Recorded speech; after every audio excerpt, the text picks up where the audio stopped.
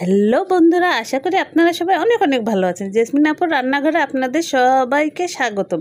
আজকে আপনাদের মাঝে নিয়ে চলে আসছি কচুরমুখী এই রান্নার রেসিপি। এটা আমি মাছ দিয়ে, রুই মাছ দিয়ে এটা আমি ঝোল রান্না করব। দেখুন, এটা আগে আমি সিদ্ধ করে নিয়েছি। সিদ্ধ করে নেওয়ার পরে যে এখানে আমি দিয়েছি শস্য বাটা, কাঁচামরিচ বাটা, পেঁয়াজ বাটা, জিরা বাটা দিয়ে আমি এখানে এই যে এইভাবে নাড়াচাড়া করে নিয়ে নেবো। এখানে এবার আমি মাছগুলো সব আমি আগে থেকে ভেজে রেখে দিয়েছিলাম। এই মাছগুলো আমি এর ভিতরে দিয়ে দেবো, এই যে একে একে করে দেওয়ার পরে এখানে আমি কয়েকটা সামান্য পরিমাণ পুঁইশাকের পাতা দিয়ে দেব। দিয়ে আমি এটা নাড়াচাড়া করলে একটু 5 মিনিট মতো ঢাকনা দিয়ে রেখে দেওয়ার পরে আমি আমার এই রান্নাটা কমপ্লিট হয়ে যাবে।